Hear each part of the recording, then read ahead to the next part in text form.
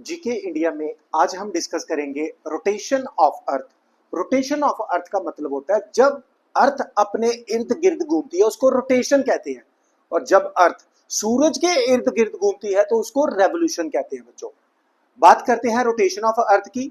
अर्थ जो है एक रोटेशन यानी कि अपने इर्द गिर्द घूमने में, रोटेशन कंप्लीट करने में कितना टाइम लेती है? 23 आवर्स 56 मिनट एंड 4.09 सेकेंड। बच्चों, बहुत इंपॉर्टेंट पॉइंट है, याद रखना कि अर्थ एक रोटेशन कितने टाइम में कंप्लीट करती है, जिसको हम दिन बोलते हैं। It rotates in eastward direction.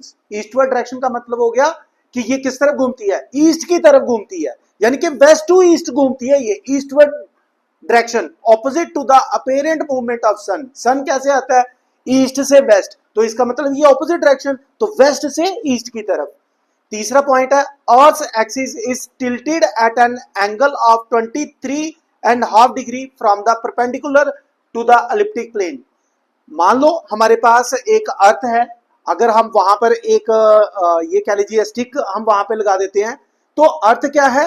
23 degree north ऐसे टिल्ट है बच्चों। ये 23.5 डिग्री ये वहां से परपेंडिकुलर लाइन से डिविएट हुई है। ठीक है बच्चों। And the fourth point is the velocity of earth rotation varies, यानी कि अर्थ के घूमने की जो वेलोसिटी है वो वेरी करती है depending upon the distance of the given place from the equator. Equator से कितनी दूरी पर डिस्टेंस होगा उस प्लेस का डिपेंड करता है। The rotational velocity at the poles is nearly zero, यानी कि जो पोल है हमारे पास, नॉर्थ पोल और साउथ पोल, यहां पर जो रोटेशनल वेलोसिटी है ऑलमोस्ट जीरो है बच्चे।